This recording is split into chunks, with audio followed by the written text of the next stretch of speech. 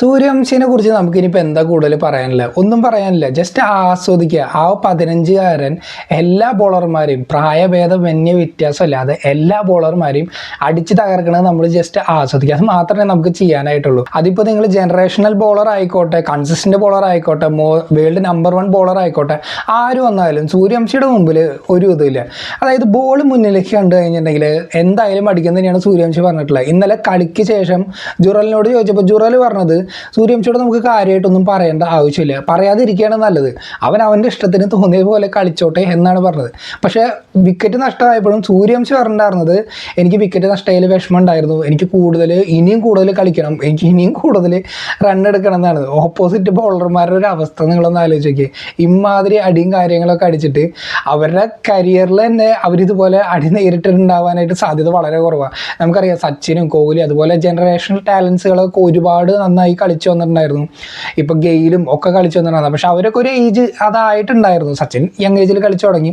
പക്ഷെ അതിനുശേഷം ഇത്രയും യങ് ഏജിൽ ഇതുപോലെ കളിക്കുന്ന ഒരു എക്സ്പ്ലോസീവ് ബാറ്റ്സ്മാൻ ഇതിപ്പോൾ സൂര്യവംശി മാത്രമാണ്. ഒരാൾക്ക് പോലും അഡ്വാൻറ്റേജ് എടുക്കാൻ പറ്റുന്നില്ല. എങ്ങനെയാണ് ഈ പയ്യനെ നേരെ ബോൾ ചെയ്യേണ്ടതെന്ന് ആർക്കും ഒരു ഐഡിയയും കിട്ടുന്നില്ല. എങ്ങനെ എറിഞ്ഞാലും അടിക്കുന്നുണ്ട്. ഇനി അവൻ ഒരു മോശം ഷോട്ട് കളിച്ചിട്ട് ഔട്ട് ആവുന്നത് നോക്കിയിരിക്കുക എന്നല്ലാതെ കാര്യമായിട്ട് പ്രത്യേകിച്ചൊന്നും ചെയ്യാനായിട്ടൊന്നുമില്ല.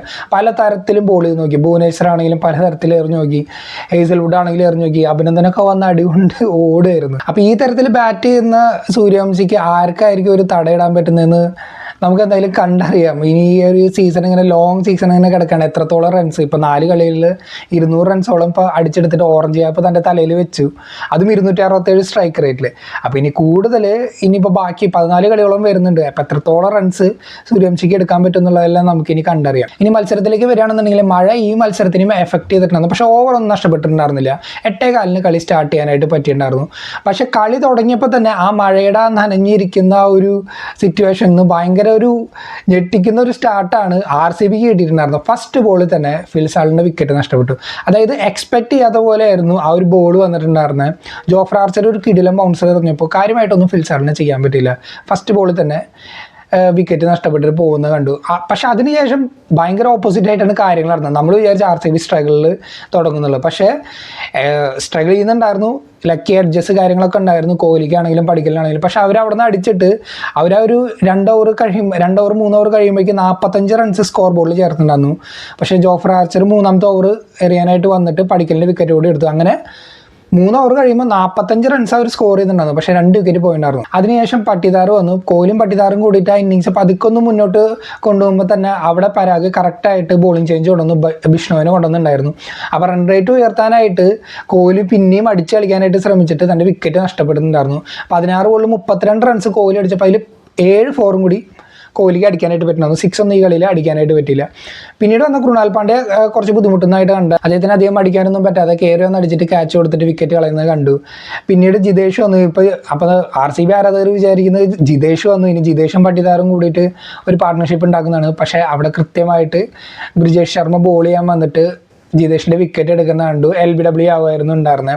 കാര്യമായിട്ട് കോൺട്രിബ്യൂഷൻ നടത്താനായിട്ട് പറ്റില്ല. കഴിഞ്ഞ കളിയിൽ ആ ഒരു തകർത്തടിച്ച കോംബോയിൽ ഡേവിഡും പട്ടിദാറും അവരെയായിരുന്നു അടുത്ത് വന്നിട്ടുണ്ടായിരുന്നത്. ഡേവിഡിനും പക്ഷേ തുടക്കം 1-2 ഫോർക്ക് അടിക്കാനായിട്ട് പറ്റിയെങ്കിലും കാര്യമായിട്ടത് പ്രോഗ്രസ് ചെയ്യാൻ പറ്റാതെ അപ്പോൾ ഇങ്ങനെ വിക്കറ്റുകൾ പോയിക്കൊണ്ടിരുന്നായിരുന്നു. അപ്പോൾ 10 ഓവർ കഴിയുന്നതിന് മുന്നേ തന്നെ 5ഓളം വിക്കറ്റുകൾ അവർക്ക് നഷ്ടമായിട്ടുണ്ടായിരുന്നു. അതിനുശേഷം റൊമാരിയോ ഷെപ്പേർഡ് വന്നു. റൊമാരിയോ ഷെപ്പേർഡും പട്ടിദാറും കൂടി കുറച്ച് നേരം ഒന്ന് അടിച്ചു നോക്കി.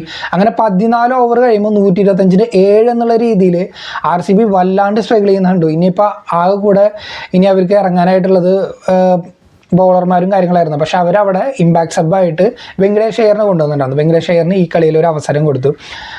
കഴിഞ്ഞ 2 കളിയിൽ അവസരം കിട്ടിയിട്ടുണ്ടെന്നില്ല. പ്രൈസ് ടാഗിലൊക്കെ വന്നിട്ട് ഈ കളിയിലാണെന്ന് ഇറങ്ങാനായിട്ട് കാണാൻ പറ്റിയ. പക്ഷെ അതിനെ നിരാശപ്പെടുത്തിയൊന്നുമില്ല. അദ്ദേഹം നല്ലൊരു ക്യാമിയോ കളിച്ചു. 15 ബോളിൽ 29 റണ്ണ് ഒക്കെ അടിച്ചിട്ട് ആ ഒരു സ്കോർ ബോർഡ് 200 കടത്താനായിട്ട് ശ്രമിച്ചു. പട്ടിദാറും നല്ല രീതിയിൽ കളിച്ചു. തുടക്കത്തിലൊന്ന് സ്ലോ ആണെങ്കിലും പിന്നീട് അടിച്ച് കളിച്ചിട്ട് സ്കോർ ഉയർത്താനായിട്ട് ഈ 2 പേരാണ് പിന്നീട് ശ്രമിച്ചത്. ഭുവനേശ്വറിന് ലാസ്റ്റ് ഒരു സപ്പോർട്ട് കൊടുക്കുന്നുണ്ട്. അങ്ങനെ എങ്ങനെയൊക്കെയോ RCB ആ 200-ന് മുകളിൽ സ്കോർ എത്തിച്ചു. 201 എത്തിച്ചു. അതായത് 125-ന് 7 എന്നുള്ള രീതിയിൽ തകർന്നിട്ട് ലാസ്റ്റത്തെ 6 ഓവറിൽ 76ഓളം റൺ അടിച്ചിട്ട് അവർ 201 എത്തിച്ചു. പക്ഷെ ആ ഒരു സ്കോർ ഒരു തരത്തിലും ഒരു ന്യായമായ സ്കോർ ആയിരുന്നില്ല RR ബാറ്റിങ്ങിന് വന്നപ്പോൾ. അവർ വന്നു കഴിഞ്ഞ കളിയിലെ പോലെ അവർ വീണ്ടും അടിച്ചു തുടങ്ങി. ജയ്സ്വാൾ ആണെങ്കിലും സൂര്യവംശി ആണെങ്കിലും അടിച്ചു തുടങ്ങി. കഴിഞ്ഞ കളിയിൽ ബുംറേനെ 6 അടിച്ചാണ് തുടങ്ങിയെങ്കിൽ ഇക്കളിയിൽ ഭുവനേശ്വറിനെ 4 അടിച്ചിട്ടാണ് തുടങ്ങിയിട്ടുണ്ടായിരുന്നത് സൂര്യവംശി. പക്ഷേ അധികം നേരം അത് ലാസ്റ്റ് ചെയ്തില്ല. ആ ഒരു പാർട്ട്ണർഷിപ്പ് കഴിഞ്ഞ കളികളിലൊക്കെ നല്ല പ്രകടനം കാഴ്ചവെച്ചിട്ടുണ്ടായിരുന്ന ജയ്സ്വാളിൻ്റെ വിക്കറ്റ് പെട്ടെന്ന് തന്നെ നഷ്ടപ്പെട്ടു. ഹേസൽവുഡ് തിരിച്ചു വന്നിട്ടുണ്ടായിരുന്നു 2 കളിയിൽ കളിക്കാൻ പറ്റാതെ. ഡെഫിക്ക് പകരം ഹേസൽവുഡാണ് കളിച്ചിട്ടുണ്ടായിരുന്നത്. അപ്പോൾ ഹേസൽവുഡ് വന്നിട്ട് അത് എറിഞ്ഞ ആ ഒരു ബോളിൽ ആ ഓവറിൻ്റെ ലാസ്റ്റ് ബോളിൽ ജയ്സ്വാളിൻ്റെ വിക്കറ്റ് കീപ്പർ ക്യാച്ച് ആയിട്ട് പോകുന്നുണ്ട്. പിന്നീടാണ് ആ ഇന്നിങ്സ് തന്നെ ഡിഫൈൻ ചെയ്യുന്ന ഷോട്ടുകൾ ജുറലാണെങ്കിലും വൈഭവ് സൂര്യവംശി ആണെങ്കിലും അടിക്കുന്നുണ്ട്. അതായത് പവർ പ്ലേ കഴിയുമ്പോഴേക്കും ഏകദേശം 100 റണ്ണിൻ്റെ അടുത്ത് എത്തിയിട്ടുണ്ടായിരുന്നു. 8 ഓവർ കഴിയുമ്പോഴേക്കും 128 റൺസ് അവർക്ക് അടിക്കാനായിട്ട് പറ്റുന്നു. അവിടെ തന്നെ കളി ഓൾമോസ്റ്റ് ക്ലോസ് ആയിട്ടുണ്ടായിരുന്നു. പിന്നീട് 72 ബോളിൽ 73 റണ്ണേ ബോൾ മാത്രമാണ് ഉണ്ടായിരുന്നുള്ളൂ.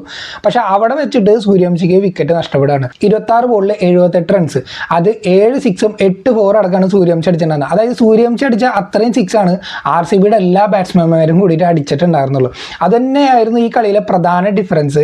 അതുകൊണ്ട് തന്നെ സൂര്യവംശി തന്നെയായിരുന്നു ഈ കളിയിലെ പ്ലെയർ ഓഫ് ദ മാച്ച് ഉണ്ടായിരുന്നത്. പക്ഷേ ഒരു സൈഡിൽ ജുറലും നല്ലൊരു ഇന്നിങ്സാണ് കാഴ്ചവെക്കുന്നുണ്ടായിരുന്നത്. അതായത് ആ അഭിനന്ദൻ എറിഞ്ഞ ആ ഒരു ഓവറിൽ, പവർ പ്ലേയിലുള്ള ഓവറിൽ 24 റൺസ് ജുറൽ അടിച്ചിട്ടുണ്ടായിരുന്നു. പിന്നീട് തിരിഞ്ഞു നോക്കേണ്ടതായിട്ട് വന്നിട്ടില്ല. ഒരു സൈഡിൽ പിന്നീട് സൂര്യവംശിയുടെ വിക്കറ്റ് പെട്ടെന്ന് പോയി, ഹെറ്റ്മയറിൻ്റെ വിക്കറ്റ് ആദ്യം തന്നെ പോയി. കൃണാൽ പാണ്ഡ്യ ആ ഒരു സമയത്ത് RCBനെ കളിയിലേക്ക് തിരിച്ചു കൊണ്ടുവന്നു നമ്മൾ വിചാരിച്ചു. അടുത്ത ഓവറിൽ പരാഗിൻ്റെ വിക്കറ്റ് ഹേസൽവുഡ് എടുത്തു. അങ്ങനെ ക്വിക്ക് ഒരു സക്സഷനിൽ ഒരു 3 ഓവറിനിടയ്ക്ക് അവർക്ക് 3 വിക്കറ്റോളം നഷ്ടമായിട്ട് ഒരു ചെറിയൊരു സ്ട്രഗിൾ പോലെ ഉണ്ടായിരുന്നു. പക്ഷേ ആ ഒരു സ്കോർ ബോർഡിൽ അധികം റണ്ണൊന്നും ഉണ്ടായിരുന്നില്ല RCBക്ക് അവർക്ക് മേലെ ഒരു പ്രഷർ കൊടുക്കാനായിട്ട്. പിന്നീട് ബാറ്റ് ചെയ്യാൻ വന്നിട്ടുണ്ടായിരുന്നത് ജഡേജയായിരുന്നു. ജഡേജയ്ക്ക് ഇത്തരം സിറ്റുവേഷനിൽ കളിച്ച് ഒരുപാട് പരിചയമുള്ള പ്ലെയറാണ്. വളരെ എക്സ്പീരിയൻസ്ഡ് ആയിട്ടുള്ള ഒരു പ്ലെയർ. കാര്യമായിട്ട് വലിയ അടികൾക്ക് ഇതിനൊന്നും മുതിരാതെ 25 ബോളിൽ 24 റണ്ണ് മറ്റാണ് ജഡേജ എടുത്തിട്ടുണ്ടായിരുന്നത്. അതിൽ ആകെ ഒരു 4 മാത്രം അടിച്ചിട്ടുണ്ടായിരുന്നല്ലോ. സിംഗിളും ഡബിളും ഒക്കെ ആയിട്ട് ആ ഇന്നിങ്സ് അവസാനം വരെ എത്തിച്ചിട്ടുണ്ടായിരുന്നു. ജുറൽ ഒരു സൈഡിൽ ഇടയ്ക്ക് 4ഉം 6ഉം ഒക്കെ അടിച്ചിട്ട് റൺ റേറ്റ് കൂട്ടുന്നുണ്ടായിരുന്നു. 43 ബോളിൽ 81 റണ്ണാണ് ജുറൽ അടിച്ചിട്ടുണ്ടായിരുന്നത്. 3 6ഉം 8 4ഉം ജുറൽ അടിക്കുന്നത് കണ്ടു. അങ്ങനെ 18ാമത്തെ ഓവർ കഴിയുമ്പോഴേക്കും കളി അവരവിടെ ക്ലോസ് ചെയ്തു. 2 ഓവർ മുന്നേ തന്നെ ആ 200 റൺസിൻ്റെ ടാർഗറ്റ് അവരവിടെ ചേസ് ചെയ്തിട്ട് ജയിക്കുന്നതായിട്ടുണ്ട്. അപ്പോൾ അങ്ങനെ 4 കളികളിൽ 4ഉം ജയിച്ചാണ് രാജസ്ഥാൻ റോയൽസ് ഇപ്പോൾ നിൽക്കുന്നത്. ടേബിളിൻ്റെ ടോപ്പിലാണ്, 8 പോയിന്റ് ആയിട്ട് അവർ ടേബിൾ ടോപ്പേഴ്സ് ആയിട്ട് നിന്ന്. RCBക്ക് ആണെങ്കിൽ അവരുടെ ആദ്യത്തെ പരാജയം അവർക്ക് കിട്ടി. ഇപ്പോൾ 3 കളികളിൽ 2 കളി അവർ ജയിച്ചു, 3ാമത്തെ കളി അവർ ഇപ്പോൾ പരാജയപ്പെട്ടു. അവരുടെ ബോളിങ്ങിലാണെങ്കിലും ആ ഒരു സുയാഷ് ശർമ്മയ്ക്ക് ഒരു അവസരം കിട്ടാതിരുന്ന് അവരുടെ ബോളിങ്ങിനെ കാര്യമായിട്ട് എഫക്റ്റ് ചെയ്യുന്നുണ്ടായിരുന്നു. പിന്നെ അതുപോലെ തന്നെ അഭിനന്ദൻ സിംഗ് പോലെയുള്ള യുവതാരങ്ങളുടെ ഭാഗത്തുനിന്ന് കാര്യമായിട്ടുള്ള ഒരു സപ്പോർട്ട് ഉണ്ടായിരുന്നില്ല. അപ്പോൾ ആ ഒരു ബോളറുടെ, അതൊരു 5th ബോളർ ഓപ്ഷനിലേക്ക് അവർ കാര്യമായിട്ടൊരു റിസർച്ച് എന്തായാലും നടത്തേണ്ടത്. ഓൾറെഡി പ്ലേയേഴ്സ് ഉണ്ട് അവരിൽ. മങ്കേഷ് യാദവ് ഉണ്ട്, അതുപോലെ തന്നെ രസിക് ഒക്കെ ഉണ്ട്. അപ്പോൾ അവർക്ക് ഇനി ഒരു അവസരം അടുത്ത കളിയിൽ കൊടുക്കുകയുള്ളതെന്നല്ല നമുക്ക് കാണാം. അടുത്ത കളി മുംബൈ ആയിട്ടാണ് വരുന്നത്. അത് കുറെ കൂടി ഇൻട്രസ്റ്റിംഗ് ആയിട്ടുള്ള ഒരു കളിയാവും. ഈ 2 ടീമുകൾ ഇപ്പോൾ വരുന്നത് രാജസ്ഥാൻ്റെ കൂടെ തോറ്റിട്ടാണ്. അപ്പോൾ ആ ഒരു കളി കുറച്ചുകൂടി ഇൻട്രസ്റ്റിംഗ് ആയിരിക്കും.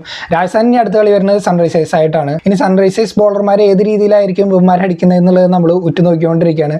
എന്താണ് നിങ്ങളുടെ അഭിപ്രായങ്ങളും കാര്യങ്ങളെന്ന് കമൻ്റ് ആയിട്ടൊന്ന് അറിയിക്കും.